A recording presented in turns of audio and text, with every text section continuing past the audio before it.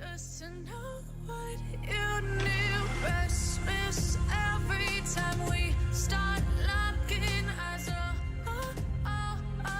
Lost control. Oh, it's paradise with honesty, but I'm in the dead of the night.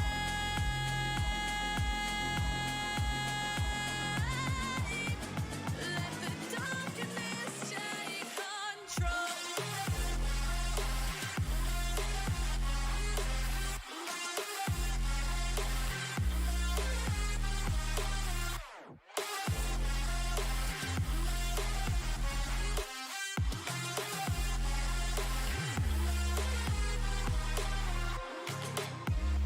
Let the darkness take control. Darkness take control. May the darkness take control.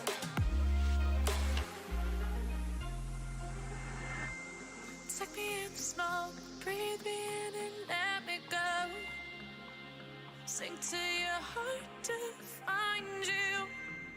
Open up your eyes till you're blinded by the lies, so you can see what you do. Restless every time we start locking eyes.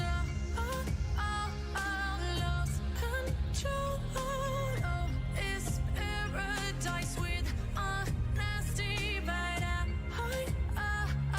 in the dead of the night. Teardrops on the floor. The pain is over. Feel the darkness take control.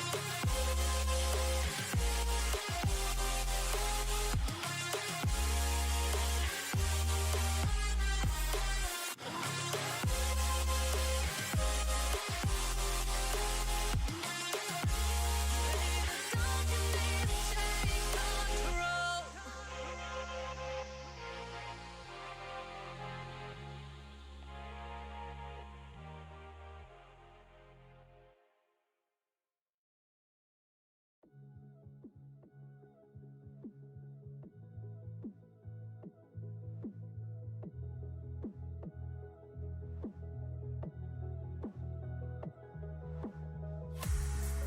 Tryna get my attention, tryna get your redemption. But now that I'm gone, you want me back. Yeah, I gave you everything. Gave you a diamond ring to watch it fall from your head. I don't wanna love again, 'cause I'll be living with regret.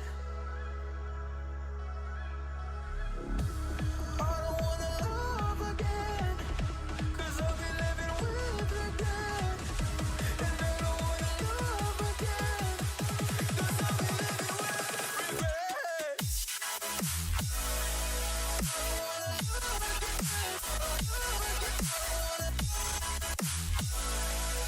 I don't wanna love again,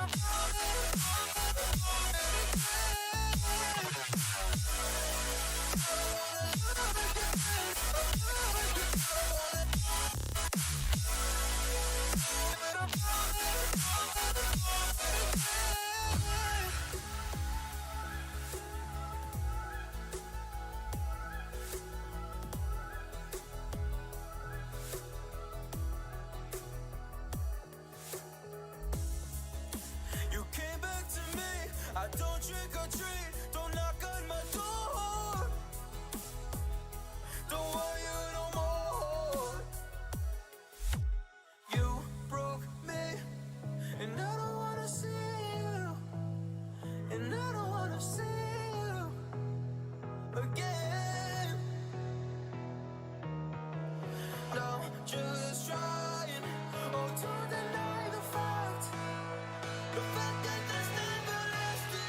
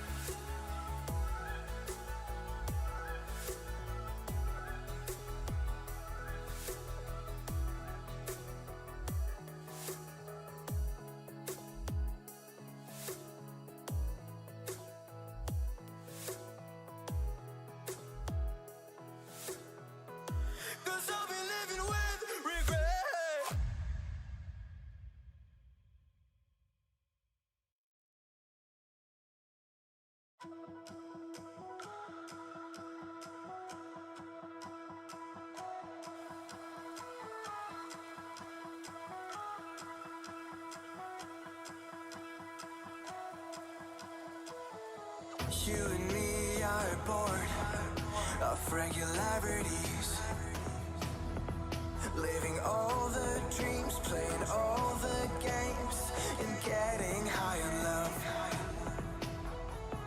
They can chase us down, but we will always win. Leading every dance, feeling every touch, and getting high in love. We're invincible. Trust in me. We're invincible. Don't you see? We're invincible.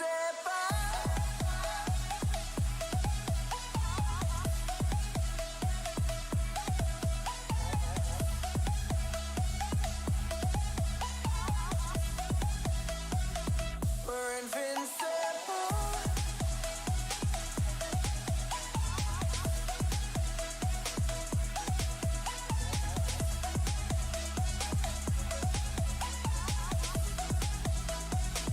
We're invincible.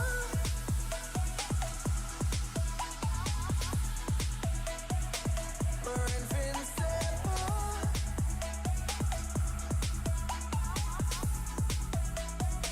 We're invincible. Let's escape the gray and let the colors rain. Turn the shit we do and our words into pure reality. 'Cause you and me are meant to be what they don't see. Never feeling wrong 'cause we don't belong. And getting high in love. We're invincible. Trust in me. We're invincible. Don't you see? We're invincible.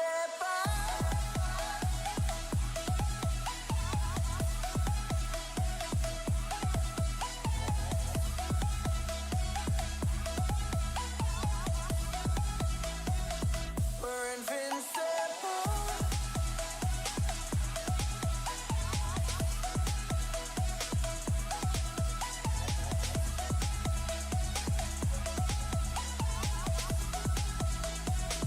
We're invincible.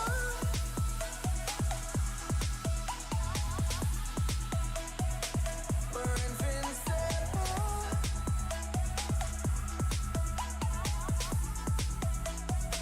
We're invincible.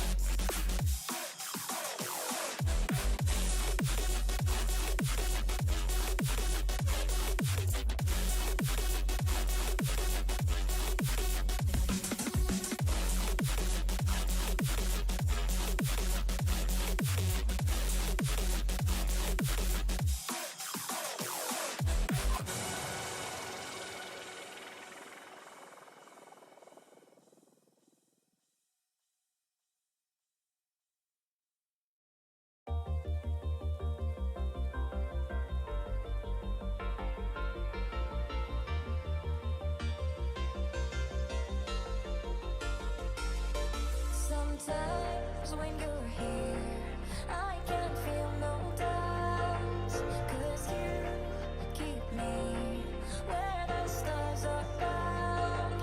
It doesn't really matter, 'cause you're here with me now. It doesn't really matter. It doesn't really matter, 'cause you're here with me now. It doesn't really matter, 'cause I feel so free now.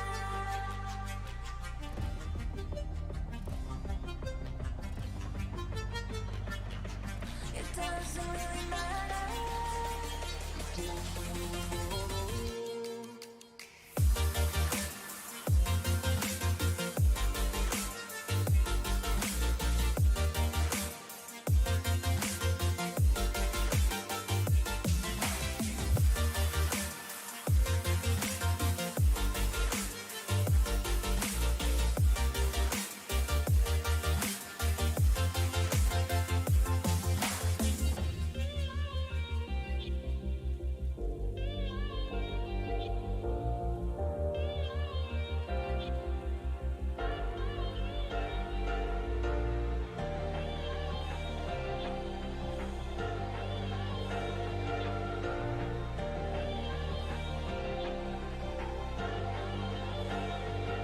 Sometimes when you're here, I can feel no doubts, 'cause you keep me where the stars are found.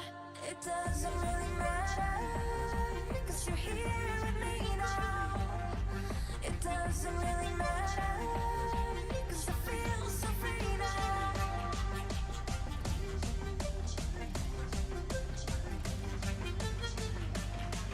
It doesn't really matter.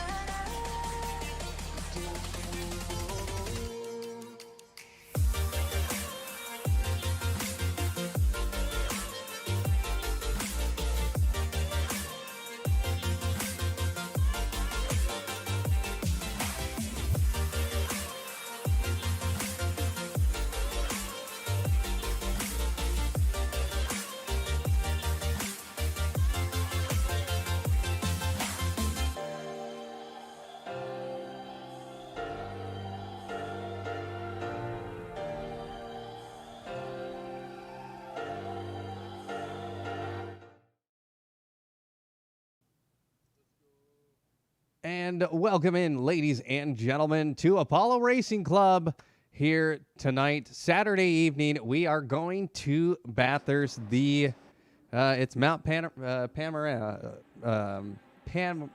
Oh, man, Panorama. Thank you. I was practicing this all day to make sure I would say it cleanly and fluently, and I just flub it up there. But I'm Adam EV500. Joining me in the broadcast booth tonight, I have not just one commentator tonight, but I have two. I have Bash Dash here tonight and Moose McAdams. Moose, and Bash, how we doing? Great. How about yourself? I am great. Moose, how are you doing? I'm doing just fine. Looking forward to another exciting race at Mount Panorama here, and we're definitely going to be in for some excitement at some point during this race. Definitely Mount Panorama is a favorite of mine. Shout out V8 Supercars. I don't know how many racetracks there are in Australia, but this is definitely one of the more well-known ones, and for good reason. Well, up on the screen now, we do have a track map for you of the mountain here in Bathurst. Turn 1 is hell cornered. This is, a lot of guys are going to check up at the beginning of the race. It's going to be very slow, but at race pace, you'll pick up a little bit pace. Down the mountain straight into Griffin's Bend up, and this is when they make the ascent up the mountain through the cutting, through Corey's Corner, into Reed Park, and this is where a lot of cars are definitely could lose a lot of grip through here. It's right now currently the track temperature is 36 degrees Celsius, so it's going to be a very, very hot track. And into Solomon Park, and once again, this is an area where cars could hit the wall. The walls are very tight through here. Into McPhilly Park again, and hopefully the car doesn't understeer. Into Skyline, hard braking zone through the S's. Into the Dipper once we get through the Dipper, we'll head into the Forest Elbow. That is the descent off the mountain into the Conrad Strait, where hopefully we'll see some battles into the chase. And, of course, we'll round out the lap with Murray's Corner. So those are the turn names and the straight names here at Bathurst. So what are we expecting here tonight, boys? Lots of straight line speed. A lot of overtakes at the tight corners. Hopefully not too many collisions.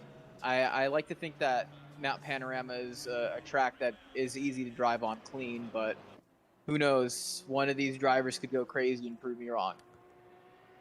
It's definitely one of those tracks where it's difficult to overtake for the majority of the tracks. Where we're going to see a lot of aggression out of the drivers is actually not up on the hill, where I think everybody's going to be white knuckling it, just trying to get up and down that hill without causing too much of a problem for the other cars around them. And then we'll see the overtaking maneuvers out on the longer straights and the corners once they get down off the hill. As always, the amateurs out for the first 10 minutes of qualifying, 20 minutes of qualifying, and thank God we do have 21 people here tonight. I can't imagine what kind of chaos would ensue if we had 20 men here. Think anyone will break top 10 out of the AMs? Out of the AMs?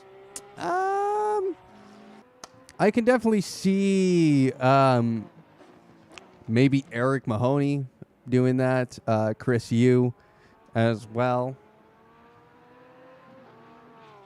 There's always potential for the AMs to shine and get up into the top 10, but this is one of the tracks that is especially difficult, and for a couple of reasons. And a lot of it just has to do with it. It really does play into the strengths of the drivers who have more experience, because you really do have to trust the car when you're trying to get up that mountain, especially coming down it in the S's. Every single inch of that downhill portion of the track is a confidence corner. And that is usually where a lot of amateurs will fall off the pace of pro drivers, is just simply not having the time behind the wheel and the trust in the car to be able to get around things like that. So if there is ever a track where I think the AMs are going to have an especially difficult time keeping up with the pros, it is going to be here at Bathurst. Exactly. Well, yeah. Lots of incline changes and a lot of confidence needed, as you said.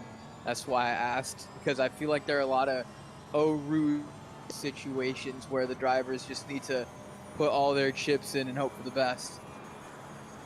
Riding with Alan Zonau, he is the first of the amateurs to start a hot lap as he comes through Griffin's Bend, and he is in the Porsche.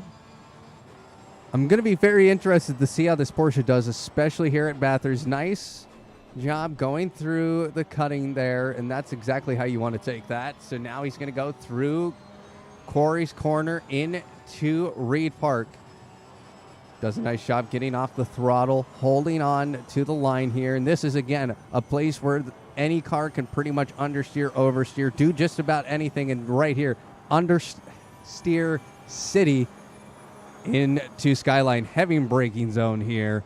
Nice job from Alan Zoe getting through there, holding tightly. Let's head over to the helmet cam here just so we can see what type of gear shifts he is doing here on the mountain. Now, through the Bentley Corner, or what we call Forest Elbow, does a nice job through second, third gear here. Can he get, he'll be pole position. I'll be very interested to see if this Porsche stays in the top 10. Indeed. Yeah, loving that straight line speed. Of course, those corners, going through them like butter. This could be a strong lap. Ooh, had to keep it on focus. But there we go. And yeah, no, just going through these corners with absolute precision. That is a lap to be proud of in terms of cleanliness, but we will see how it does in the end with regards to speed. What time did he put in? 205.814, and then we have Roadside Cookie going first among the amateurs with a 204.470. Now, who's behind those guys? Again, this is it's one of those things. It's hard to keep track on who is in behind who, but now we're seeing Fig Newton coming across the line. He goes fifth fastest with a 208.1. Joshua so it Kimball. looks like, Alan Zhu looks like he's still in 4th, so he did a reasonably good lap. But we'll have to see how the landscape changes with subsequent laps. Let's head over to Brandon Gobes in the MJ Motorsports Audi. He is currently P3 amongst the amateurs. A nice lap from him with a 205.172. He is definitely looking to improve. Before you jumped in there, I was about to say Joshua Kimball put up a 209.654 in the Grid Finder Works Ferrari. And then Jeff Fleischman going with a 205.841. He is currently 6th. Rob Jakes with a 205.208. He is currently 4th fastest. And then Alex F. Is it Afonso? Afonso, 204.704. Now we're seeing Brandon Gobes come through Forest Elbow. Does a nice job keeping the line here. He's currently 8/10 up on his pace. And 8/10 up, that's actually going to put him on pole position here. He's only 7/10 off of Roadside Cookies pace in that McLaren. But as I think I heard somebody earlier in chat talking about, in the voice chat, saying that a McLaren was not built for them. And I can't remember. Go ahead. Gobes has been putting that Audi to work. I really like the way he's been cornering. Never thought I'd see an orange Monster Energy livery either. He's making that car go as fast as it looks. And let's see if the time reflects that. Indeed it does. He's in 2nd. Only 5/100ths off of Roadside Cookies pace. Now let's head on over to Jeff Fleischman. Actually, now Don Fox going fastest with a 204.167. What an insane lap from him. Yeah. It's a tight grid, I'll say that. Ooh, moves up a position too. Fleischman, good on him. Looks like these Audis are putting it in this time. A Lexus on pole though. That's interesting to see.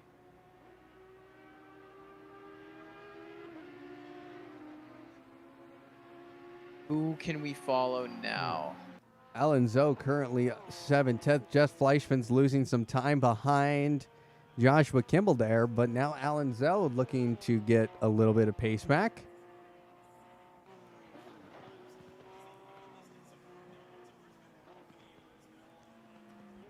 He's currently 1.6 seconds off the pace. He has a 205.814 as his fastest time currently. That's his only lap time. But now almost a second up on his pace, so that would put him almost, well, it would be the top 5. Good stuff. For sure. Yeah, a lot of drivers have sort of brought Zhu down the order, so he's definitely going to want to save his position. Alan Zoe coming down the Conrad straight into the chase. Nicely done there, keeping the Porsche under control. He's currently 8/10 up, still loses a 10th through that last turn there of the chase. That's turn 22, but now he's coming into Murray's corner, turn 23, does a nice job. Can he find the speed and the space? He's a half a second up on his pace. He does not improve on position, but he improves on time with a 205.286. Let's head over to Fig Newton now in that Audi. He's currently 4 seconds up, but off the pace, but currently 8/10 up on this lap. He's coming into Murray's corner, does a nice job. Once again, through the finish line, puts up a 207.437 and remains P9. Now, let's see. Anybody else? Jeff Fleischman looking to find a little bit of time. He's currently, he was a 10th up coming through that final turn, but just lost it off the, oh, excuse me, that was turn 1. I got my my turns all mixed up there, but Jeff Fleischman looking to improve on his time. Joshua Kimball currently out of the top 10. He is currently P11. He is looking to improve as well. Moose, who should we be looking at it for in the amateurs? Well, I mean, anybody who's in that 2 minutes and 4 second range is going to at least be putting up some competition about for the slower pro drivers. would have liked to see them a little bit closer. I'm sure they also feel the same way, you know, maybe pushing into the 2:03 kind of range there. But based on free practice a little bit earlier, I think they're going to be nipping at the heels of some of the slower paced pro class drivers. So we might get to see some interesting racing between those two, the faster AMs and the slower pros. But that said, I'd say anybody who we're seeing a 2:04 out of, which is currently the top 5 amateur drivers, including the provisional license Alfonso there, are going to be the ones to be watching out of the amateur class for this race. Looking at Alfonso right now, he is looking pretty fast here. He's currently a 10th up on his pace and currently a half a second behind Don Fox in time. That BMW, it's actually pretty quick here, which I'm very surprised to see. Also, we have to mention we do have a Bentley racing here tonight in the pro class. So who knows? Maybe the Bentley does steal a win here just based on the fact it's a Bentley here. Yep, the Bentleys have been fast these past few races, so I would expect it. Can always expect a good amount from those Bentleys. But we'll see if the BMWs can pull something out this time around. He's the only man driving the BMW here tonight, here at Apollo Racing Club. Alfonso now coming across the line. He's currently a 10th up. He does not improve on position, but improves on time with a 2:04.596. Okay. And that actually is going to do it for amateur qualifying. Who was the first man out for the pros? Let's find out. We're tracking Craig Bray first in that Acura NSX. Going blazingly fast. Daniel Wright as well in that McLaren. Somebody's in front of him. I think that was Andrew Warden, was it not? Yes, it was. That'd be the first man out, I think.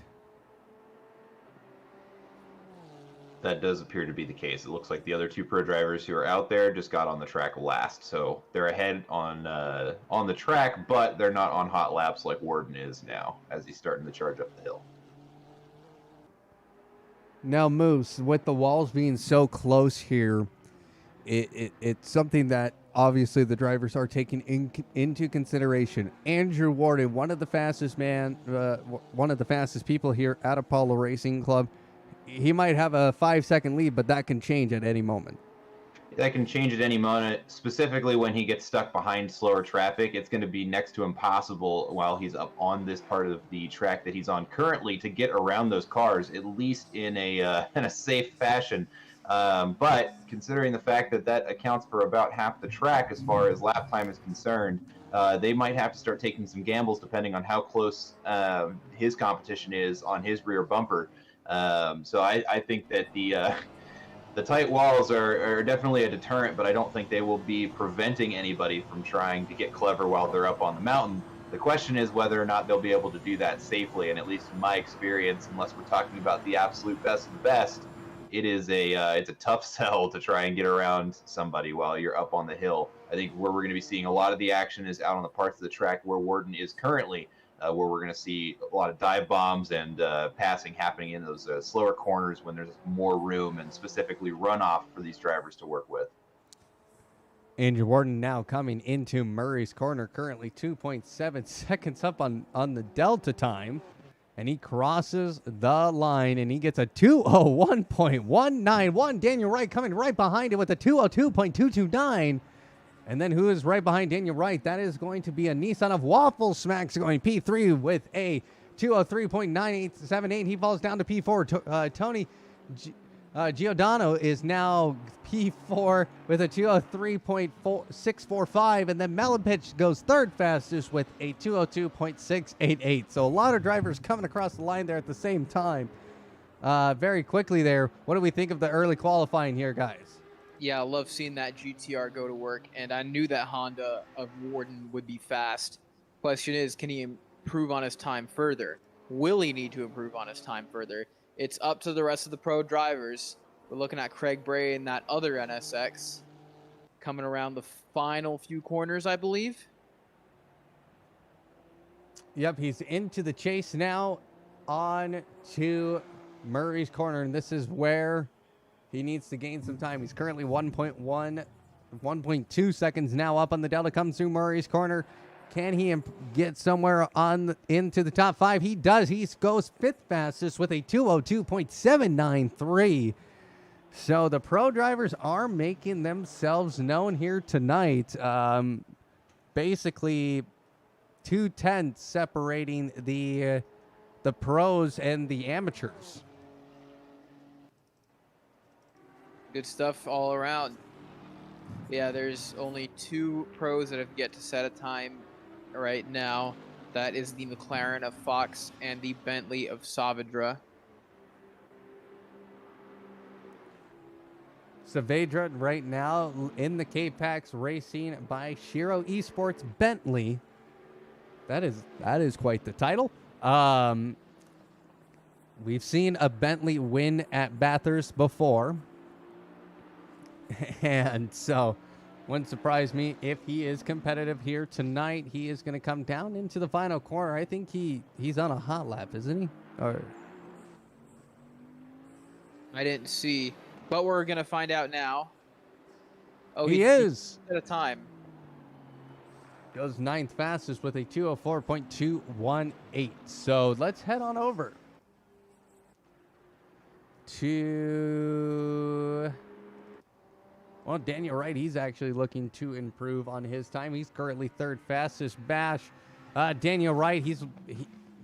He looked pretty fast a couple weeks ago. We just had the 4 hours of Laguna Seca last week. Not broadcasted, a special event here at Apollo Racing Club 2 weeks before. Prior to that, where were we 2 weeks prior to that?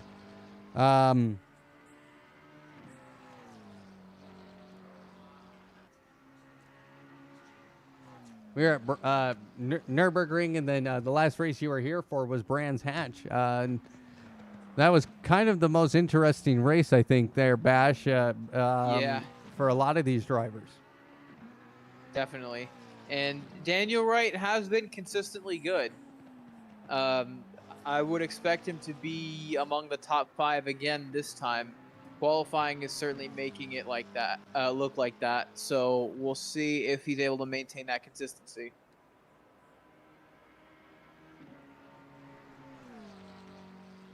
Looking at Daniel Wright right now, currently P3. He's 2/10 up on his time, and we're going to switch over to Andrew Warden here after this. I want to see what kind of a time, if he can even improve. He's currently with a 2:06.12. Oh, boy. Oh, boy. Tommy Kogan goes 2nd fastest with a 2:01.179. Here comes Daniel Wright across the line. He goes with a 2:02.013, bridging that gap even closer to Tommy Kogan. Now let's head on over to Andrew Warden, who's just came out of the pits, maybe? Nope, No, he's on a hot lap.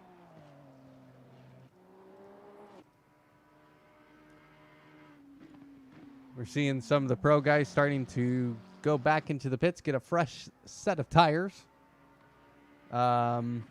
before they make their next lap here. A lot of those guys are they're going to be done because we got a minute left here. Mm-hmm. Who knows? There might be some last-minute changes. Right now, it looks like a 1-2 Honda, but Daniel Wright might have something to say about that.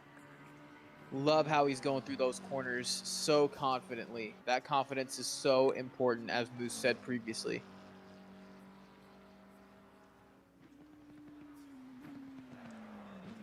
See what Daniel Wright can do here with 40 seconds to go before the checkered flag is going to start flying here in our qualifying. 20 guys on the grid here tonight.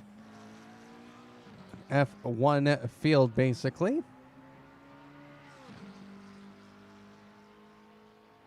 All right. Daniel Wright, go ahead. Wright is approaching that final sector now.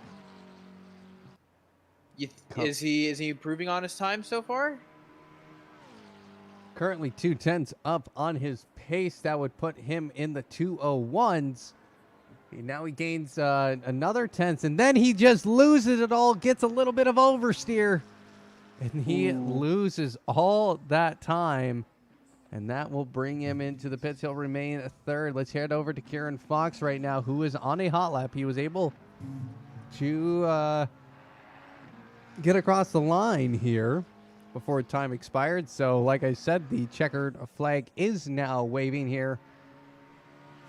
Kieran Fox trying to make this lap count. Currently 7/10 up on his fastest time.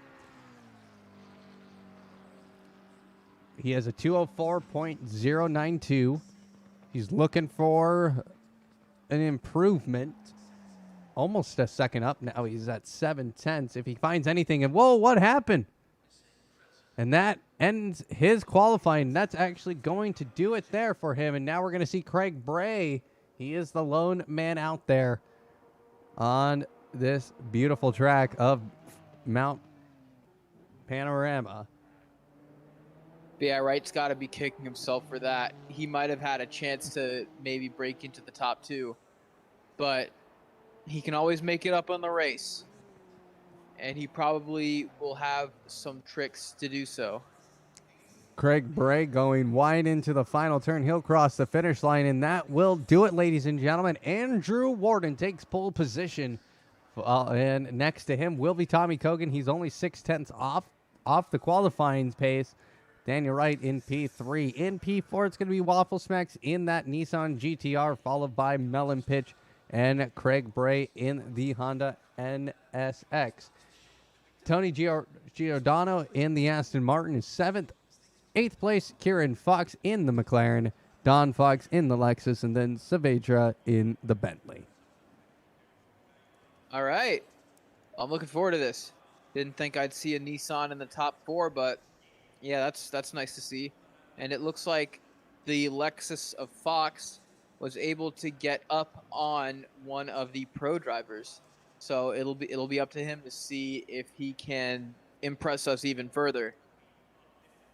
Pretty good grid. I actually could see Fox. I could actually see Fox finishing ahead of one or more of the pro drivers, but we'll have to see. I'm very much looking forward to seeing if Daniel Wright can give the Hondas a battle.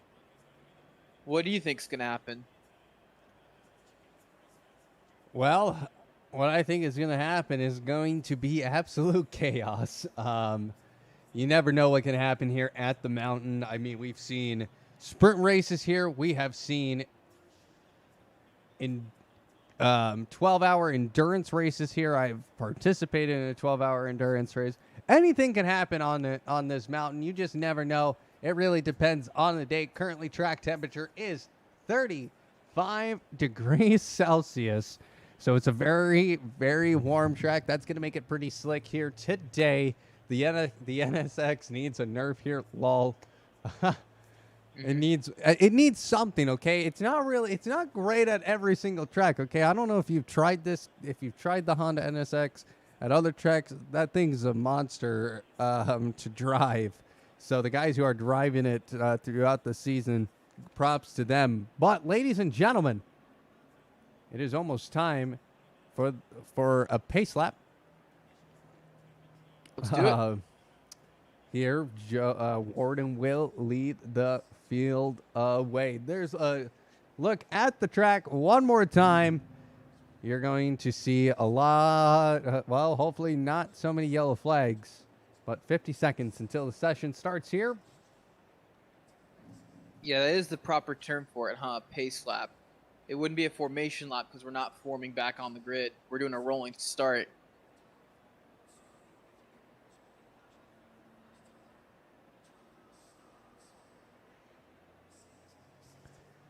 Moose, any predictions for this race?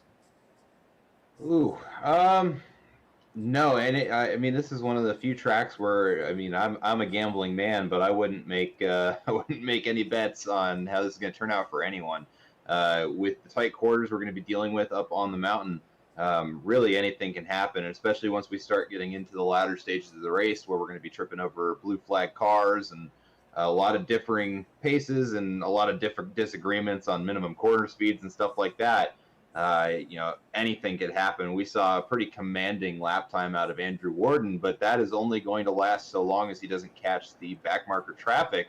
And then all of a sudden, there's about half the track where he's not going to be able to easily pass anybody, whether they be only a little slower or a lot slower. It's going to be very interesting. We were talking about a little bit before the race. We don't necessarily have the biggest grid considering how long this track is as far as distance. But once we get about a half hour into this and we start seeing the faster cars catch up with slower cars, I think we're going to start seeing it get a little bit exciting again. Any pitting required here? Yes, there will be one pit stop required here in this 60-minute race. So that will be, I think a lot of drivers will be thankful for that. So, well, gentlemen, it is time to go racing here at Bathurst. As we're seeing the field just starting their descent, this is the first time these guys as a grid will ascent the mountain. This is, I'm kind of glad that we do these pace laps. Oh, you guys allow custom liveries? Yes, we do. But as a field, these guys are, they're going to get their feeling for this track currently. This is the first, the track temperature is different. No breeze, no wind. That's actually surprising here in Bathurst that there is no wind. But this will be interesting. Like I said earlier, Andrew Warden, one of the fastest men in Apollo Racing Club currently. He has won the GT3 league a few times, actually. Anything can happen to him, and this track is it's intense. It's something that it's hard to lose focus, and the minute you lose focus, you are into a wall. Indeed. Just all these tight barriers. It's not Monaco, but it is. You do have to be careful here, or you could just wreck your race and your car.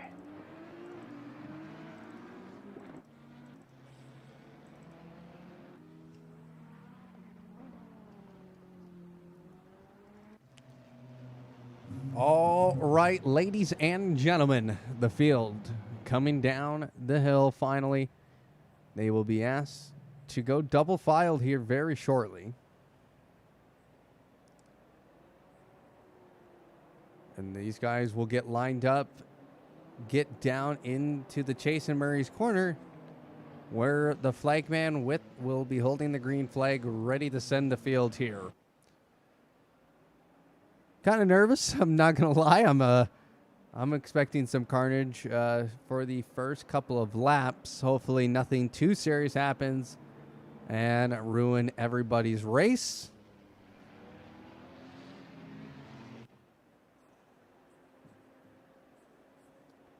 Here comes the double file.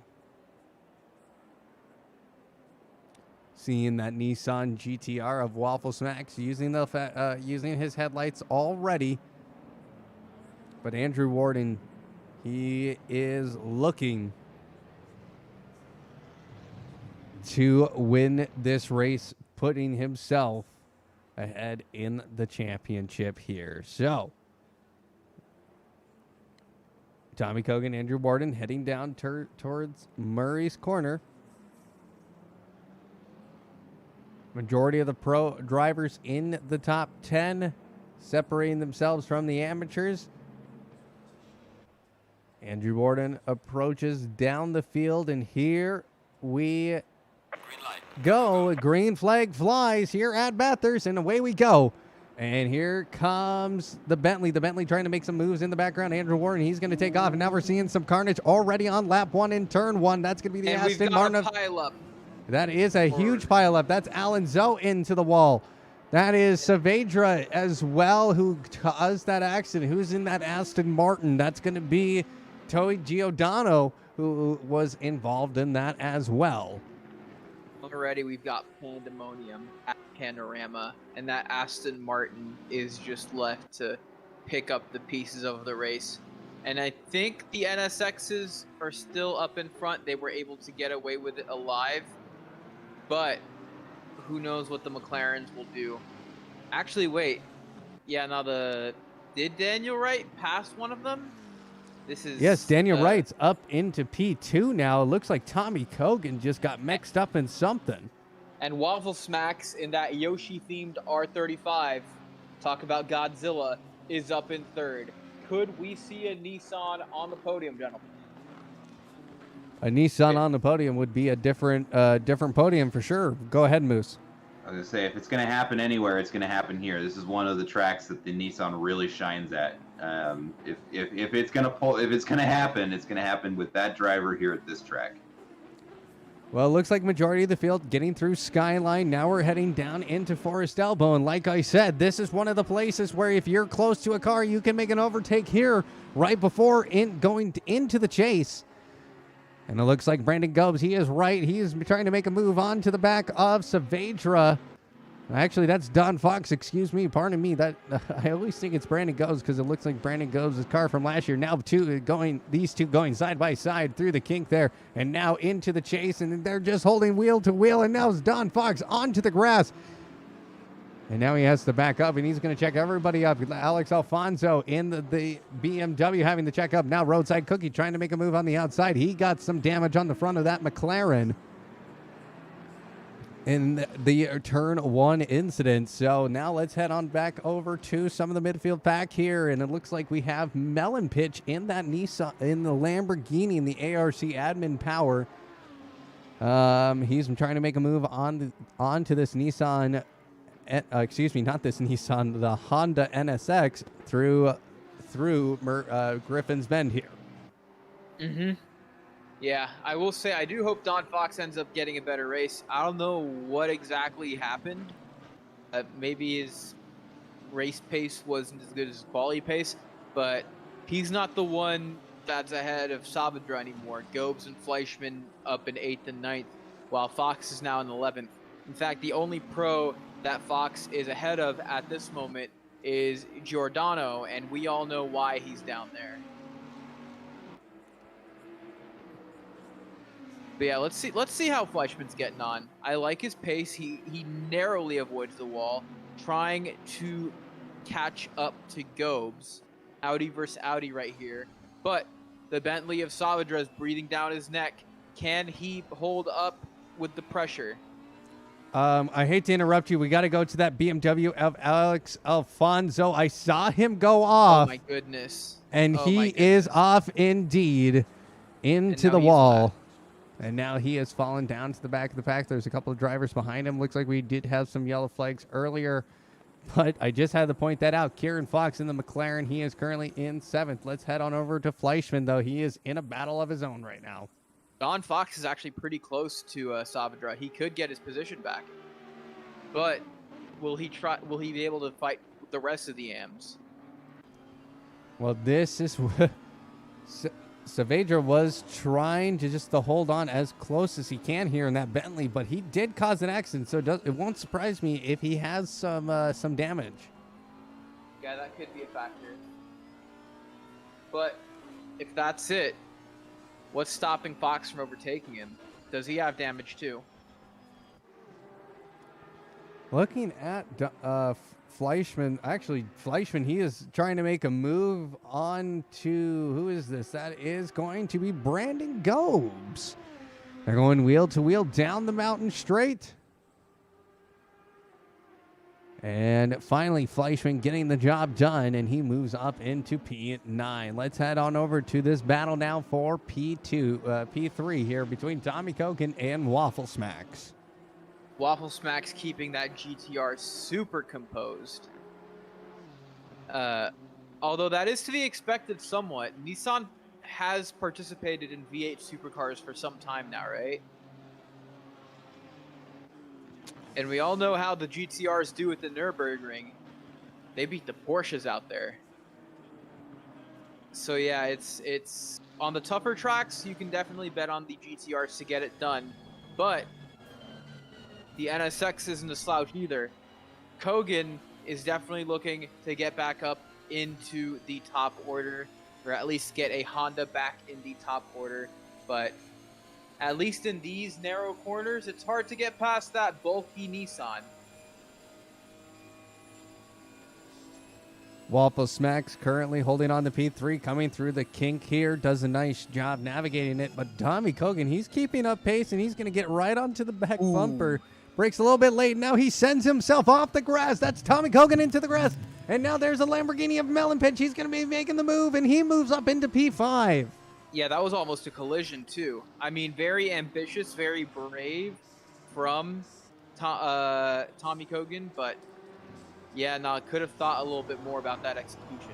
And now Craig Bray is going to be the Honda to try to get ahead of him. Ooh, Moose, Bray what goes are a we little making? off, though. Eats What are some we curb. making of this race so far? It's pretty exciting.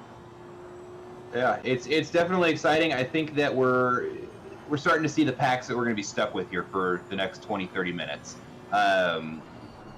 I mean, as expected, Warden has just kind of taken off and is off doing his own thing. That said, Daniel Wright is chasing him down, and then we should have an exciting battle just to see who can hang in the top 5 now with Tommy Kogan falling back behind Melon Pitch. And Melon Pitch certainly going to be targeting top 3. This is one of his more practiced tracks here at Bathurst, so we might see a good performance out of him. But we got a big yellow flag down right around Quarry with car number 7 and somebody else wrapped up in that now. I'm trying to get over there as we speak to see what happens. It is going to be Brandon Gobes. He's into the wall, and that car is absolutely totaled. Brandon, why? Oh, no, that car is... Oh, it's still moving. Still I'll moving. go ahead and check out the replay and see what happens there, but that is going to be a big hit. Yeah. That- Brandon has got to be extremely unhappy with that. Good thing he's still moving, and like, I don't even know if this game's got a safety car or not, but yeah, that bordered on causing one. No safety cars here in ACC, sadly, and Brandon Gobes, he'll have to drive into the pits outside of the pit window, which will cost him a penalty.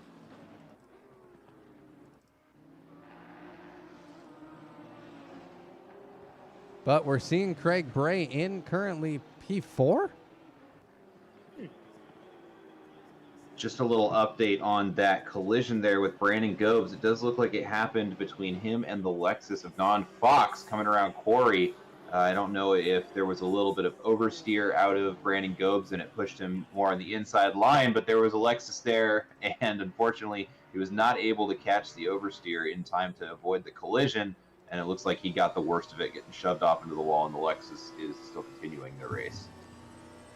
Looking over now at the battle between Tommy Kogan and Melon Pitch. Here comes Tommy Kogan. He's going to send it on the inside into into Griffin's Bend. Does he get it done? Yes, he does. And Melon Pitch now is on the back bumper of this Honda NSX of Tommy Kogan. Yeah. Good job at keeping the pace from Melon Pitch. Of course, just waiting for the right moment to strike. It would be interesting to see him try an overtaking maneuver, but after seeing what happened earlier with one of the Hondas, and these two Hondas. Right as I say that, he didn't even have to wait for an overtaking maneuver to go off. That's unfortunate. There goes Melon Pitch. Yep. And Pitch is going to tag the wall coming down the hill, and Craig is going to be able to pass him. Was that Craig Bray? Or Yep, Craig Bray is able to get around Melon Pitch after Melon Pitch tagged the inside corner coming around the S's. But now Melon Pitch has somebody else to worry about, and that's going to be that McLaren of Kieran Fox, currently P7.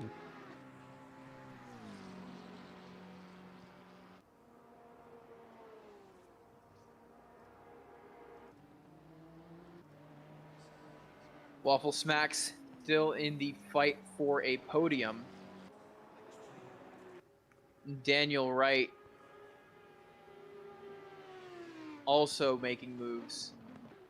Wright's a couple seconds behind Warden, who is the clear leader of the race. Waffle Smacks similar distance behind Daniel Wright. So the podium might be set, considering these drivers are able to maintain consistency. Well, Tommy Kogan's only currently 2 seconds behind that Nissan, so he is going to be picking up the pace. I know those guys were having a little bit of a battle here, so it's going to be very interesting. 49 minutes here to go here at Mount Panorama, and Joshua Kimball, I think he had to come into the pits at some point, and he now is serving a drive-through.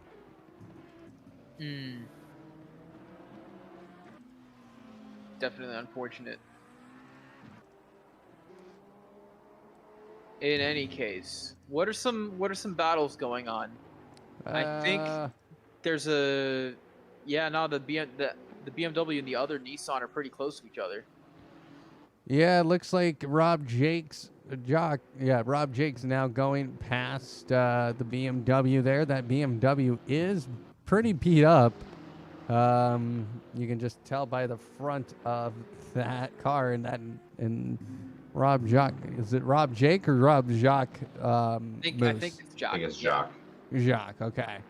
Like Jacques Villeneuve.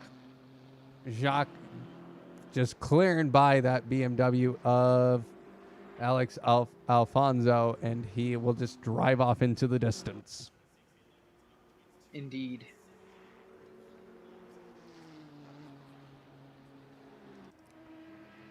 But yeah, it looks like the grid is gonna space out a little bit right now. Savdra is less than 2 seconds from Fleischmann though, so it depends on whether or not anything can happen there. Oh, but Tommy Kogan, yes, Tommy Kogan gaining on Waffle Smacks. Waffle Smacks is gonna have to play defense again. And another NSX creeping up from behind, too.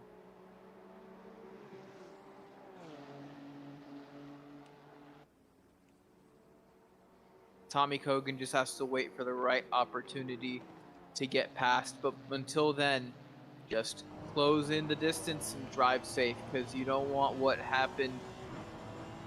any of these incidents that you've seen before to happen to you.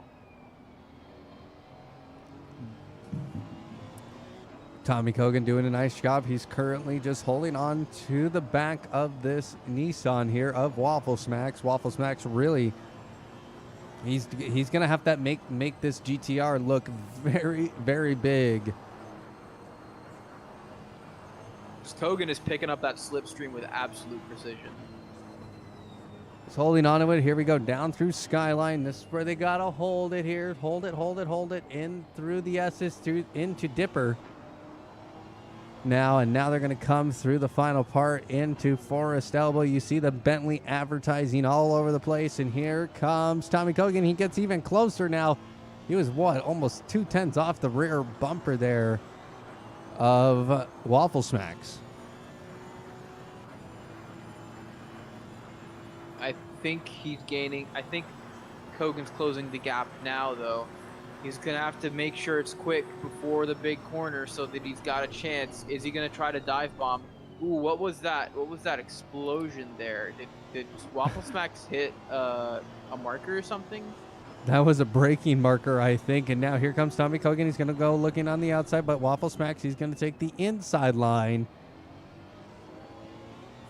But that just gives Tommy Kogan an opportunity to just get a little bit closer here as they now come into Hell Corner. Yep, that's all he really needs to do, so long as he finishes in front at the end. But Waffle Smacks is...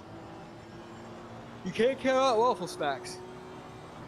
He's done some good defensive maneuvers in the past. Oh, but here comes Tommy Kogan, as you say. And he just needs to corner to complete the overtake. Ooh, Waffle Smacks gets past. That was very well judged by Waffle Smacks there. He intentionally got on the brakes earlier so he could focus on just maintaining his speed through that corner, while Tommy's trying to take the more difficult outside line, has to fight with hitting or exceeding the amount of grip the tires can put down. And just like that, that's a very smart driving out of Waffle Smacks, and it's going to keep him in third place. Definitely. Waffle Smacks is going to have... Go ahead. He's in third for a reason. He's been making some really good decisions this race.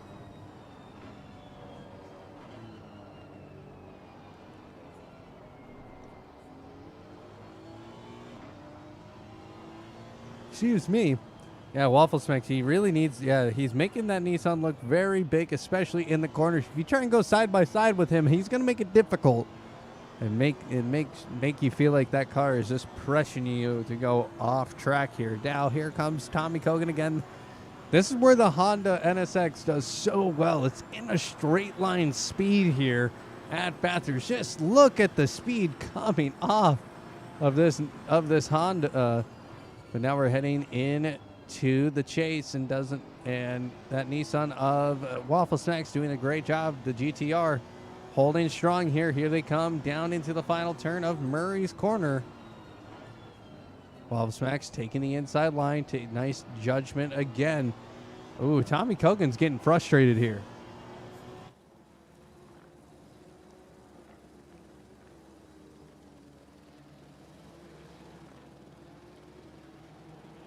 And you got to imagine a lot of that frustration is born of the fact that I'm sure he's also aware of the fact that there is now traffic catching up to them, which is going to make Tommy Kogan not only have to focus on getting around Waffle Smacks, but he's also going to have to worry about trying to keep some other cars behind him a little bit longer. Looks like he's going to try the same move coming up the hill, and it's not going to work. Waffle Smacks is taking that literally perfectly to try and hold off the faster McLaren behind him. It's like he's rehearsed it before. Tommy Kogan next lap is going to have to learn you need this filter in back behind him, because now that McLaren actually has to chase back down that GTR to try and get close to line up another passing maneuver. Got to wonder if it would just be smarter just to sit behind him rather than trying to get around him in that corner and potentially have yourself in a better position to pass once you get back down off of the hill. But like I mentioned, we now have Craig Braden wants to be a part of the action, because he is now closing up on him, now just a second behind, and that gap is shrinking. And it's not going to be too much longer until Melon Pitch catches up and wants to hang with these guys as well. A Honda, a McLaren, Nissan, Honda, Lambo. That's your top 6 right now. Looking at Waffle Smacks, again, making that Nissan look very, very big right now as they come through Conrad Strait, as we had some helicopter shops. And here comes Tommy Kogan. He's peeking on the outside. He's actually trying to make a move on the inside through the chase, but that Nissan just holding very tight through the chase. And now they're going to head towards Murray's Corner. And Tommy Kogan, he wants to get a move done so badly, but because you can just hold the inside line here and have to make the person behind you take the outside, which is super difficult. You can't pass on the outside here at Bathurst. It's not going to happen. Not without a significant pace difference, and looks like this lap there is going to be a significant pace difference because a mistake at Tommy Kogan in turn 1 has left him now having to try and reel back in that GTR. He's not going to be in striking distance to try and make that outside move again. However, it does make me wonder if he's going to take my advice and just slot in right behind him coming up the hill and try and make the pass happen on the Conrad Strait. Is it Conrad Strait? Whatever the big straight after the hill is. Yep, Conrad. Yeah, that is going to be where he needs to make this pass happen, because we've seen that GTR is able to keep that Nissan 2.5 cars wide, and the McLaren just cannot get around him. So I think the name of the game here for Tommy Kogan is just going to be patience. Tommy Kogan, I think, hit a little bit of that wall. It did look like he kissed it just a little bit. But this battle is just so mesmerizing to watch right now. I'm sorry, guys, we are not watching hardly any other battles because this battle is just so close. It's for the final podium position, but watching this Nissan GTR and Honda NSX just go ham at each other is just absolutely amazing to see. I think there's a good chance that this will be actually more interesting than the British Grand Prix tomorrow. But I could be wrong.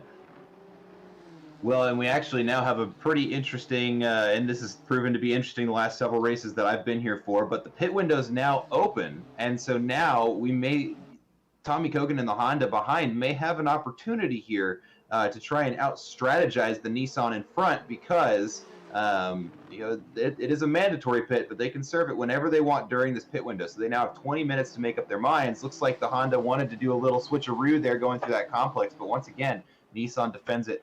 I mean, there's no other word for it, but perfectly.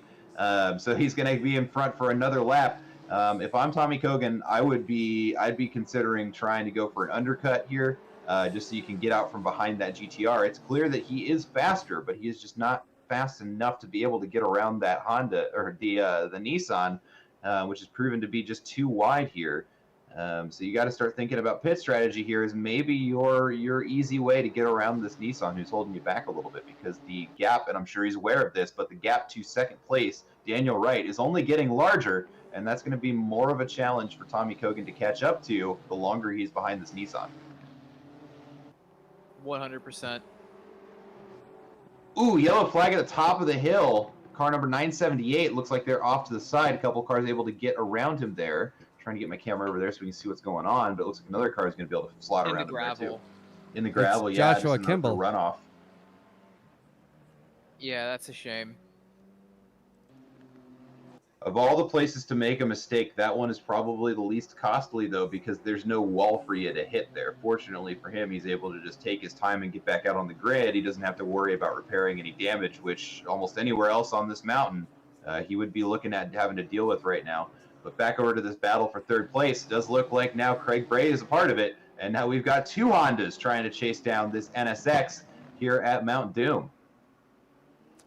Mm-hmm. Mount Doom, I love it. 37 minutes here to go before we get, hopefully we see the checkered flag come out. Tommy Kogan just currently 6/10 up. Craig Bray a half a second behind him. It looks like we're going to see some separation here between these two. I wonder what happened there from Tommy Kogan. He backed off or had to check up or something through Forest Elbow. But now here we go once again. And there goes Tommy Kogan into the pits.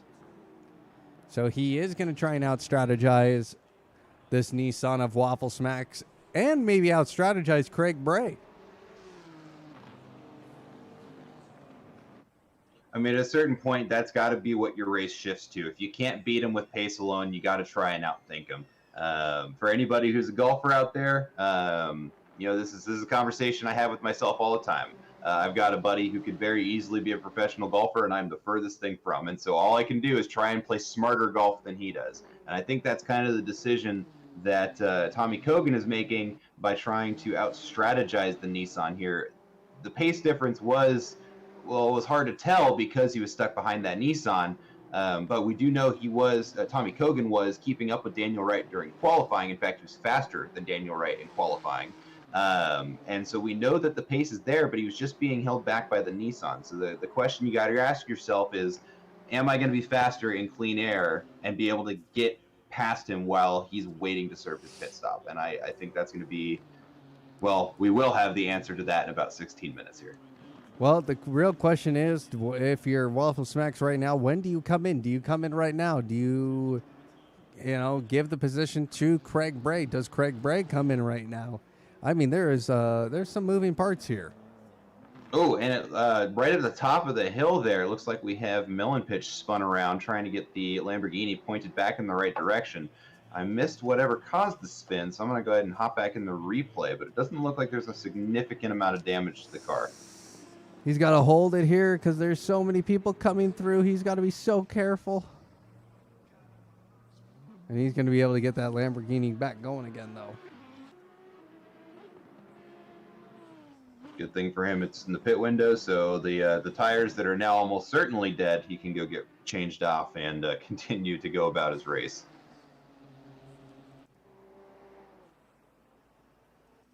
We're seeing Tommy Kogan coming through the field. Who's that in front of him? It's Rob Jock in that Nissan GTR. So once again, Tommy Kogan being held up by a Nissan GTR. And to be honest, it's actually one of the Yoshi Autosports GTRs. So the team might be working together here. Probably Rob Jock just nudging his teammate, being like, hold him up as long as you can. Just a Quick little tidbit about Melon Pitch's collision. I was actually wrong. He nailed the wall and actually did a full 3.5 rotations by the time he stopped spinning that Lamborghini. So yeah, we're going to see him dive into the pits actually right as I'm saying this. And my guess is going to take a little longer than just a tire change to get him back out on the track. Tommy Kogan now making a move on to Rob Jacques. He gets on the inside line through Murray's corner, and he gets the job done.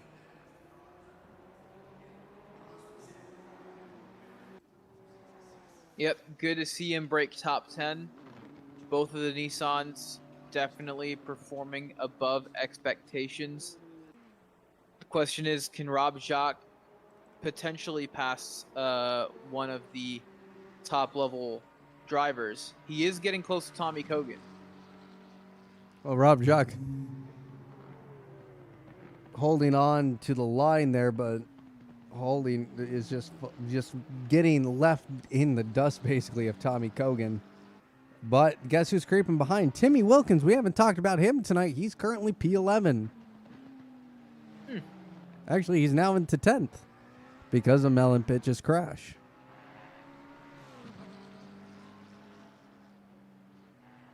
Well, got to capitalize on those.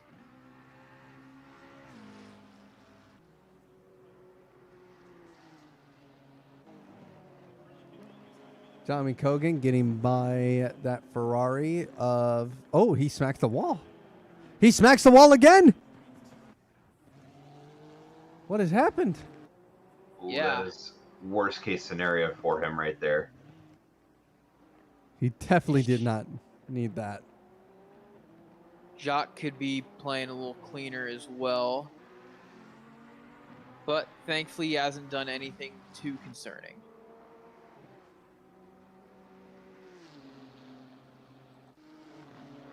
See here, Craig Bray getting ever so close now. He's only 9/10 off. Almost just a full second off of Waffle Smack's rear end.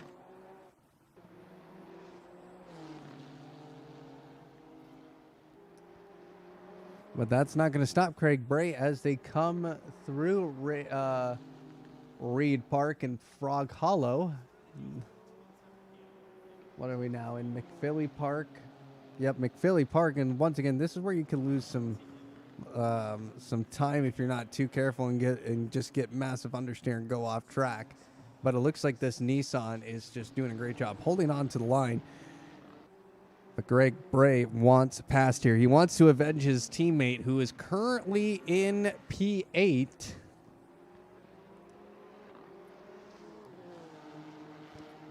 But the real question is, when is Waffle Smacks going to come in?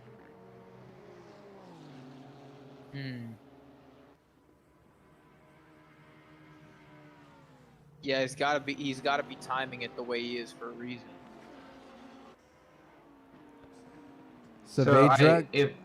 ahead. All right. Go. Yeah, I will go. I was on the note of Waffle Smacks and trying to determine strategy here. Yeah, and there we go. And actually, we're going to see the Honda of Kriegs follow him in as well. But I would have said, depending on how much attention he was paying to the track map, or maybe he had a teammate call it out for him, Tommy Koden did come out into traffic when he left after his pit stop, but after a couple of laps, did manage to get his way back around. Once Tommy Kogan was back out into clean air, Waffle Smacks loses his advantage. So he's got to get in and serve that pit stop and get back out before Tommy Kogan is able to make up any of the time he lost behind the blue flag cars. So I think he played that, again, almost perfectly there. Well, Tommy Kogan currently is now coming down the Conrad straight into the chase now. And guess who's out? Guess who's about to come out of the pits? It's Waffle Smacks. He's currently in the pits. He's still there. Tommy Kogan, where is he? It's going to be a race for pit lane. Oh, boy. He's got it. I think he's got it. Does he got it? Oh, We are at the halfway mark. Oh, it's going to be so close. it's gonna be so close. No, Waffle Smacks holds on to it.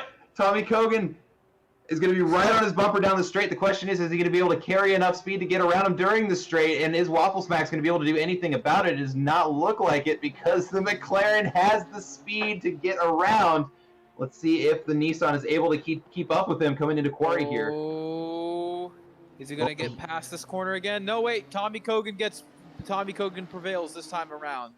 Yeah, But the Waffle Smacks Nissan is looked close. inside. He looked inside. He wanted to do it. And I He just actually want to wanted make a to do it. correction.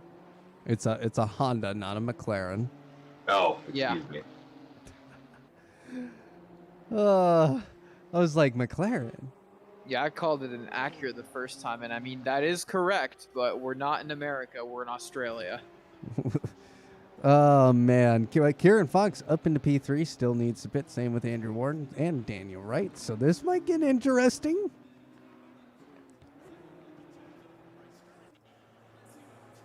Daniel Wright taking his pit stop. Tommy Kogan and Waffle Smacks. Did they gain some time? Or are they a lap down? I'm not sure what you mean.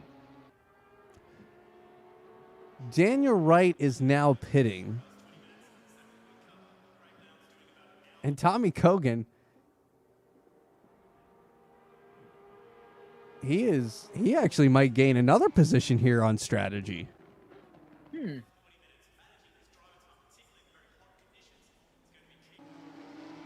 might gain 2 positions. Yeah, I think he might.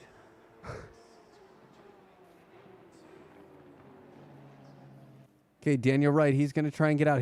Daniel Wright, he gets out in time before Tommy Kogan gets there. But the real question is, does Kieran Fox? It doesn't look like it. And indeed it doesn't. So Tommy Kogan moves himself up into P3. Waffle Smacks into P4, and you're seeing that Nissan just looking more like a tiny little car, Matchbox car, in the rear view mirror of Tommy Kogan.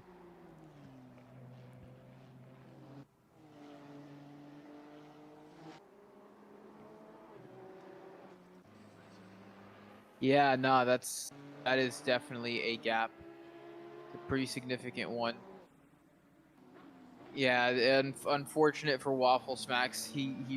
I'm willing to guess he really wanted to get that podium, but it looks like it wasn't meant to be. Things could always change, but Waffle Smacks is going to need to really pick up the pace.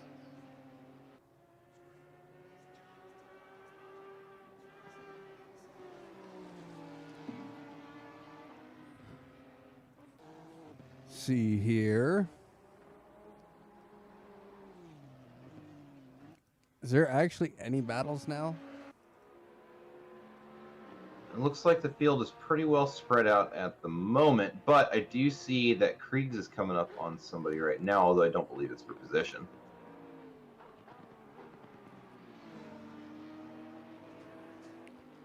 Alan Zoe only 1.7 seconds behind Saavedra in the Bentley.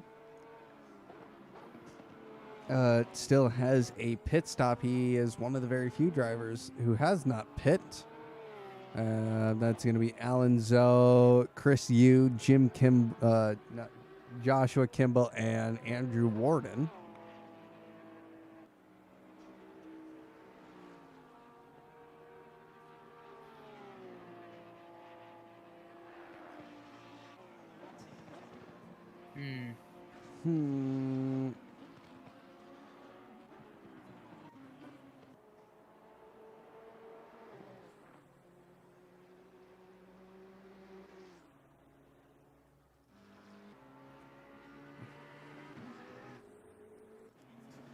Just looking here for battles. I might just switch to autopilot for a bit here, just to see what happens. Joshua Kimball falls into the pits.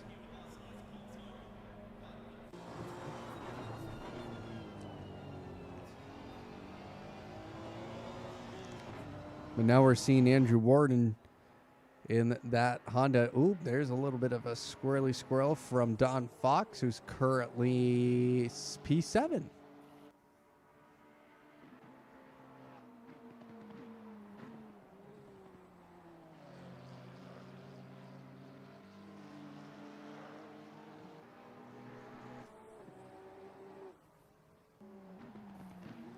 Let's think here. What else is happening?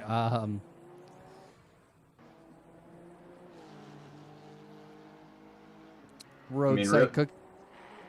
No, What? go ahead. Go ahead. Go ahead. No, I don't have anything to say. I'm just I'm just rambling at this point. Yeah, I mean, so basically what we're looking for here is we've got 2 more pit stops. Wait, is that bugged, or has Andrew Warden not served his pit stop yet? Andrew Warden has not served his pit stop yet. Interesting. Okay. Well, he's got such a massive gap on Daniel Wright at the moment. I don't know if that's likely to cause too much of a problem for him. Anyways, we're waiting for everybody to serve their pit stops, but also it's kind of now just watching who has the luckiest encounters with slower and faster traffic, and we're just trying to see if these drivers are able to keep their attention on their driving long enough. An hour is a standard race, but an hour at Bathurst is different than a lot of hours at other tracks. So we'll be seeing if drivers start making any more mistakes. And as I'm saying that, it looks like we have a yellow flag up there at the beginning of the second sector. Car number 5 was spun around and looks like they're trying to get the car going the right way. That's going to be Roadside Cookie, actually, who's still struggling with getting the car going. Andrew Warden coming into the pits now to serve his mandatory stop.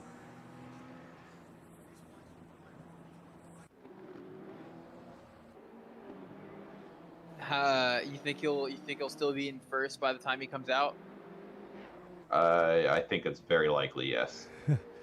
Yeah, I don't think there's a chance. Ooh, He doesn't. number 7 off the track, Brandon Gobes. Ooh, and teleports back to pits immediately afterwards.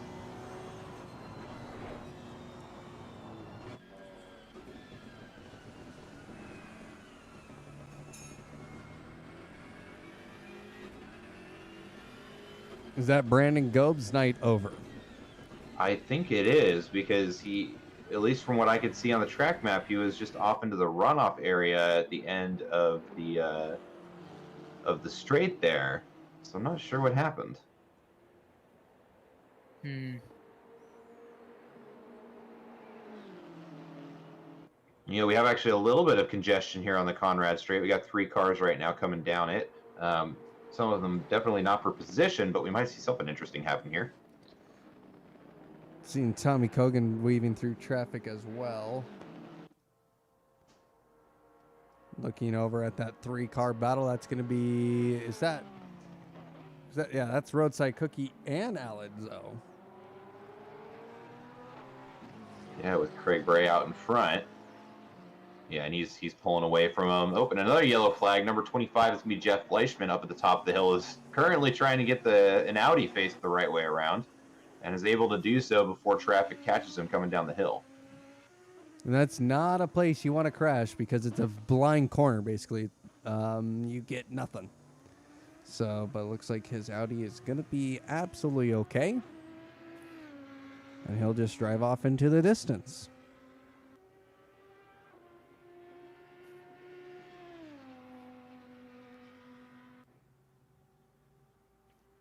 Yeah, Fleischman's just flying past at this point.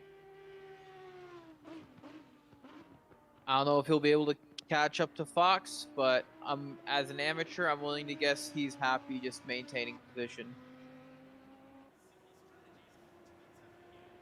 Well, absolutely. I mean, the number of points is going to net you is going to look really good if you're on the line of, potentially looking at the chance to get your pro license for the next season. But there's also the sense of accomplishment of being like, yeah, I beat some of the pro guys. And while I was saying, yeah, having a slower pace here at Bathurst kind of does, exclude you here from, being top 10. What we're actually seeing right now is 2 guys with the slower pace in the AM class who have just been consistent and haven't hit any of the walls, and that's paying for them in droves because now we've got them up in 7th and 8th place, and not really a lot of competition trying to take it back from them.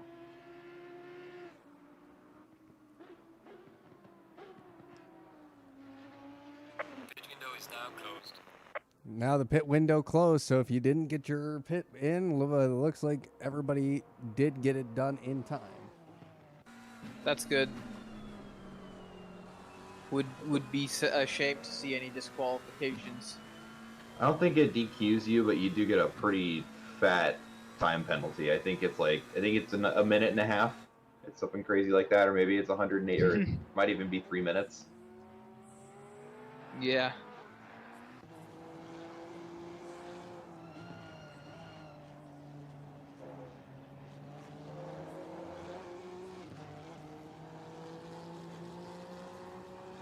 So we actually Great. do have a battle for position right now between. It's going to be a battle for ninth place between Saavedra and Melon Pitch.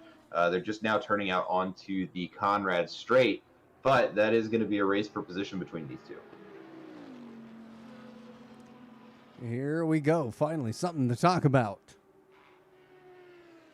And between two very different cars as well. You've got the very well-known stable platform of a car, affectionately known as the Boatley, the Bentley there, and a notoriously, well, I hate to say unstable because that's not fair, but difficult to drive car that is the Lamborghini behind it. These two cars have to drive the same track very differently, so it'll be interesting to see what happens when you put two of them against each other and say one has to get past the other. Here comes Melon Pitch. He's gonna go on the outside, up. Oh, and through. Saavedra is going to lift and let him. Yeah, he's gonna. Wow. An interesting decision.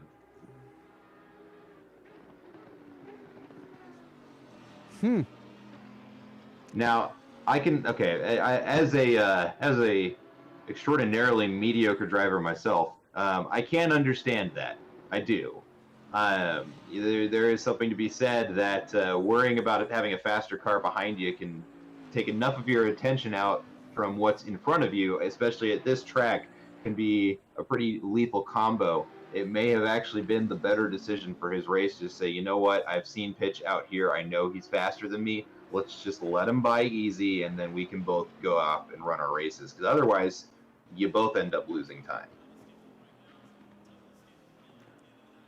Saavedra, your blinker is on, just so you know, sir.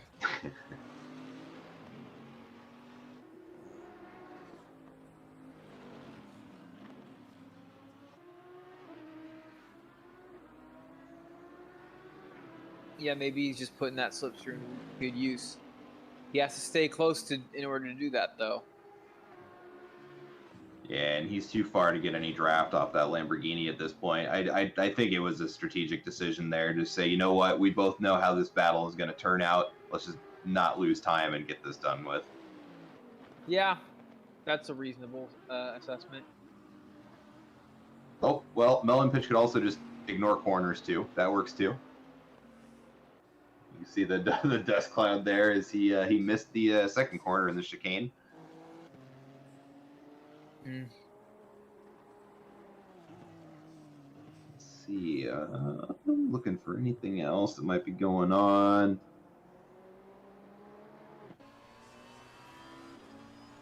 You see Rob Jacques dive off the track to let Andrew Warden go by.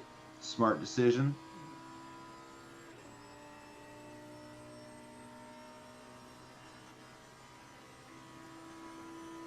Well, apparently the autopilot likes, the auto director preferred the look behind the Lambo of Melon Pitch and take a look at the, Joshua Kimball's Ferrari. Oof, haven't seen that. Yeah, it's definitely has seen better days here at Apollo Racing Club. Now we're taking a look for this battle for P14 between Alan Zoe and Roadside Cookie.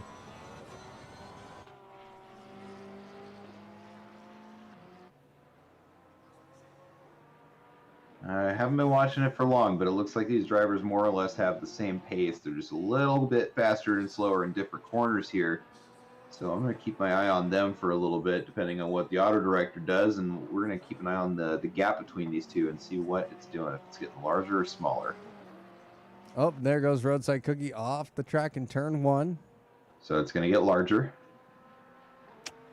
It's a little bit larger now. Now we're going to apparently look over at Fig Newton, who's coming into turn one. We haven't talked about him tonight.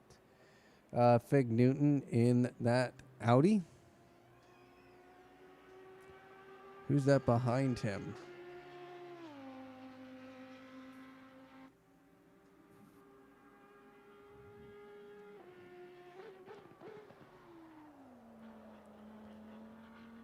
See, it's just one of those things. Like Bathurst, it's a great track, but it is easy.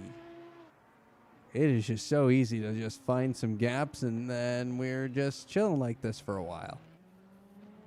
Well, and like as a driver, when I'm out here on the track, that's kind of what I'm hoping for, because this is a challenging enough track to deal with on your own when you're out there driving by yourself. But if you have to worry about dealing with the fence or trying to get around somebody, it just makes this track that much more difficult. So I'm sure the drivers are ecstatic that they've more or less found their gaps and are holding on to their spots. But, Fig Newton actually got a little bit loose there, cresting the hill, and is able to keep the Audi going in the right direction. But that was a pretty big hit into the wall. Probably going to want to have that looked at, although with only 13 minutes left in the race, maybe he's able to stick it out. We'll see. Let's see what happens here. Indeed, Saavedra 1.7 seconds back on Melon Pitch. That's going to be Kieran Fox getting past that Audi.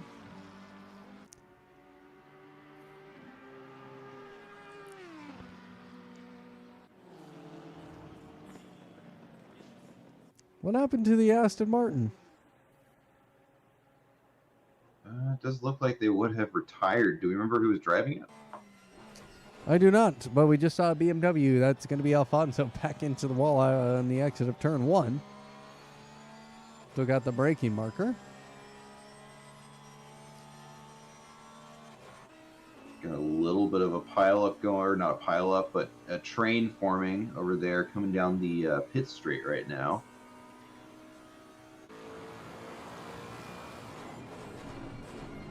Don Fox currently in P7. Is he gunning down for P6 for Kieran Fox? But we're seeing somewhat of a battle starting to develop here between Melon Pitch and Jeff Fleischman.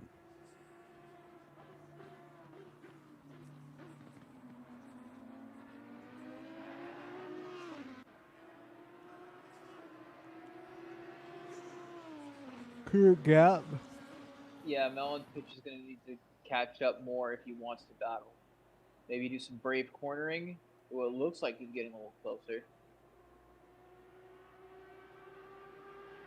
Yeah, one second off of the rear end of Jeff Fleischman for Melon Pitch in that Lamborghini. And Bash, this is where things can really start to happen here with 11 minutes to go.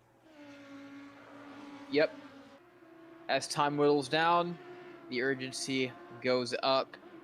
So we'll see if anybody answers the call.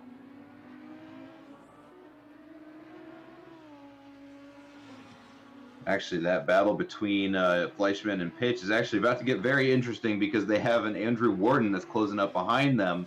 And depending on where on the track they catch up with one another, it'll be very, very interesting to see how these drivers handle it. But as far as the battle between Fleischman and Pitch, I think it's only a matter of time until Pitch reels him in. Their last lap, he was a second and a half faster than Jeff Fleischman in front.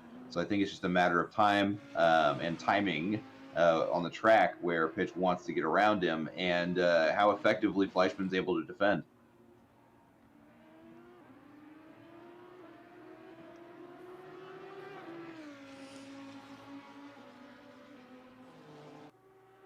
He's getting closer, though.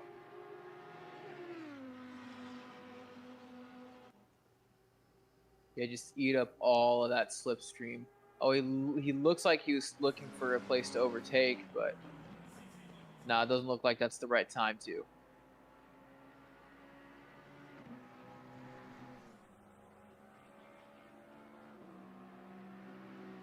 Ooh, and it looks like there was another collision with the wall for Joshua Kimball, and it does look like he's going to have the car towed back to the pits, and that is going to be his race.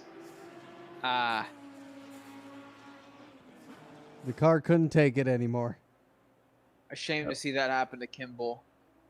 Always nice having a Ferrari on the track, and of course, a grid finder car as well. This is a rough track for the Ferrari. It's very nimble in the corners, and so somewhere here it's sometimes a little too nimble, and it can tires can just come out from under you if you're not ready and aware of everything the car is doing in real time, which even for some of the best drivers of that car can be a challenge at times. But the blue flag is being waved from Melon Pitch here, as now Andrew Warden is in his rearview mirror as he's trying to track down Fleischman. And I think all three of these drivers know that this is about the worst place on the track that this could have happened at, for everybody included.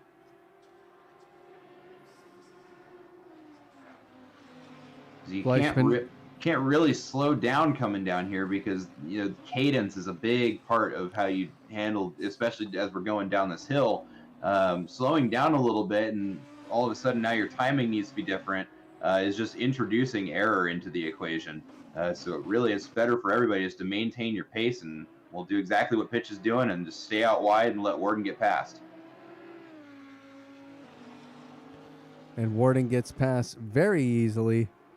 And now Warden will start the chase down for Jeff Fleischman. Jeff Fleischman will have to somewhat slow up because, I mean, he's on the straight, which will just help Melon Pitch here as well. And Melon Pitch, he's actually getting a slipstream too here. A slipstream, and he's not having to deal with having Warden behind him anymore, which Fleischman is going to have to think about here. Ooh, Warden looked like he wanted to try up the inside and thought better of it, which is definitely the safe decision to make there. The question is Fleischman going to lift and potentially let Pitch catch him coming down this straight here, or is he going to try and hold off Warden as long as he can? Nope, he's going to let him by. Warden says, thank you very much. But now Melon Pitch is right on the back bumper there.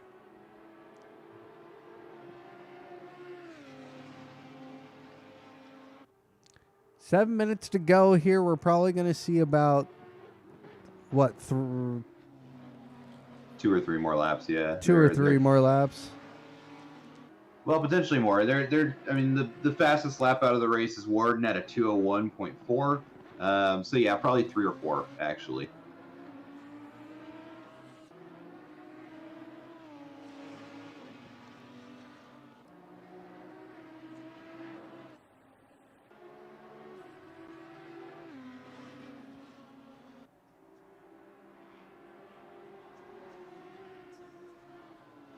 Melon Pitch.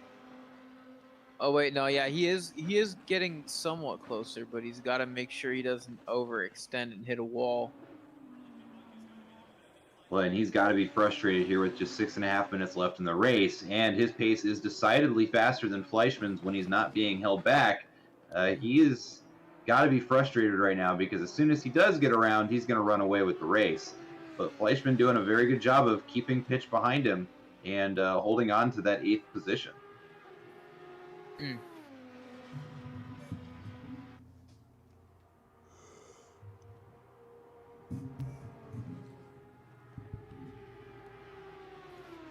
Jeff Fleischman now heading into the chase, having that, having Melon Pitch is really putting him under pressure now as they head into the final turn. That is turn 23, Murray's corner.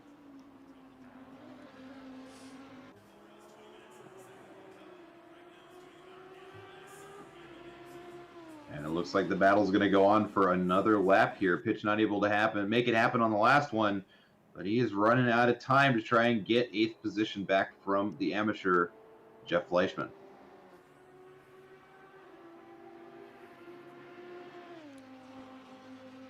Let us look at our the guy who really did a good job. I thought has had a good race tonight is Waffle Smacks. Sadly, in P4 got beat out by Tommy Kogan after his pit stop, but a good race from him.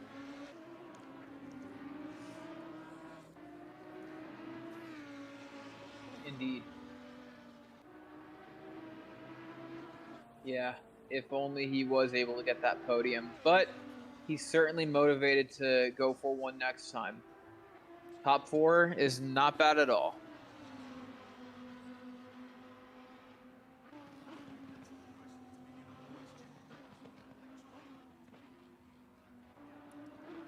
Jeff Fleischman still under pressure of Melon Pitch. Melon Pitch P9, Jeff Fleischman P8.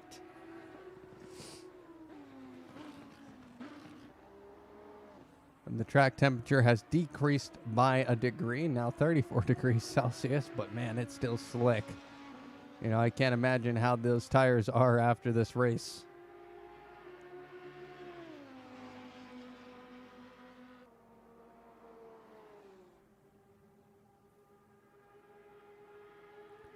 Melon pitch, he's getting there. He's getting on the back bumper. I think he hit a curb or something, or I don't know what happened there, but he was getting a little bouncy. Oh, Fleischman goes into the pits? What? What happened? What? I'm thoroughly confused. Did he have damage? Even if he did, you're still holding off a faster car. So the damage wasn't affecting your race. He doesn't have any penalties. We're well outside the pit window, and he served his mandatory pit. I don't know what possessed him to do that. It looks like it was a fuel stop. Oh, no! Oh, I can't say I've never done that before. It was indeed a fuel stop, so he did not have enough fuel to get to the end. So he had to pull into the pit and basically forfeiting the position to Melon Pitch. Man, and what a way to lose it, too. There's nothing more disheartening than looking down at your fuel meter at the very end of the race and having to come to terms with the fact that you're the one who didn't put enough in there. I've least lost that's what it a lot looked of like. races to that. You hate It to looks- see it. Like, I don't think there was any damage unless Melon Pitch just went into the back of the Audi there of Jeff Fleischman, but I could not tell. No, I think it was fuel. I think it's not even a rookie mistake. It happens to everybody. It just happens. It just happens.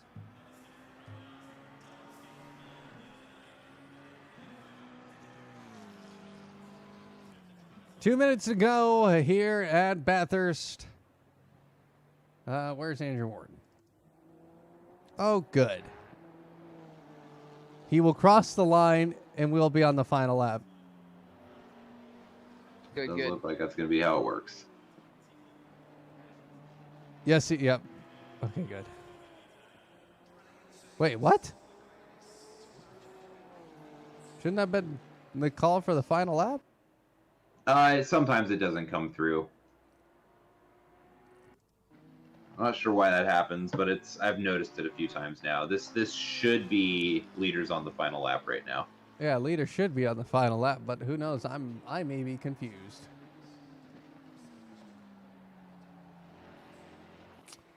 But Andrew Warden will take a look at our leader here at Apollo Racing Club for the 60 minutes at Bathurst. Andrew Warden currently just hanging out in that Honda. He drove a fantastic race. The man has quite the gap between him and the rest of the field.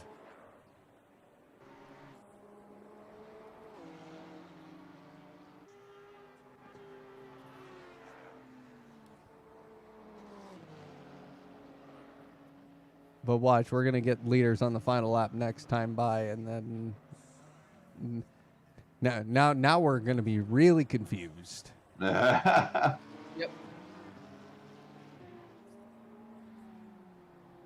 But there's no more battling for position, I don't think, anymore, right? No, I don't see any. I've been looking. Oh, Andrew Warden about just got sent into the wall there. Whew. That the McLaren of Chris Yu got a little bit, hit the wall and Forrest elbow and almost took Andrew Warden with him. Well, and look at, I mean, if there were a way for us to flip it back and stream, but just the reaction time out of Andrew Warden there was so immediate that he even had to catch a little bit of a slide because he was expecting a car to be sideways in front of him. But Chris, this should be it. We should see the checkered flags here once he crosses the start-finish line. Yep, and it's waving on his little screen there, and that is going to be Andrew Warden in P1 here at Bathurst. Well done to him, bringing that Honda across the line. Of course, Daniel Wright making up one position, keep putting himself as deep into the podium as he could. Can't fault him for taking second. Good race from him, though, tonight. Tommy Kogan as well. He is behind the man about 5 seconds, but Daniel Wright, he'll take second. He'll get another podium here this season. Tommy Kogan, he'll get his name onto the podium. That's 2 Hondas for the first time this season on the podium. Yep. And then, go ahead. I didn't expect to see a Honda 1.3, and then Waffle Smacks almost on the podium, just missed out, but very well done to him as well. Hopefully we can see more out of him in the future. Craig Bray coming through Murray's corner. He'll cross the line in 5th. Kieran Fox in 6th place in that McLaren. He's coming down the Conrad straight. Melon Pitch, he'll end his night in P8. Don Fox currently in P7. He'll probably end up there. Saavedra in P9 and Rob Jake in P10. Jeff Fleischman, P11. Tim Wilkins in P12. Alfonso in P13. Alan Zoe in P14. Here comes Kieran Fox to cross the line to take 6th place. Let's head over to Roadside Cookie now, who will come home in 14th place. And the final man out on track, Fig Newton, who will take 15th. And rounding out the grid, Chris Yu. So, but Andrew Warden once again proving why he's one of the top racers here at Apollo Racing Club by claiming another victory.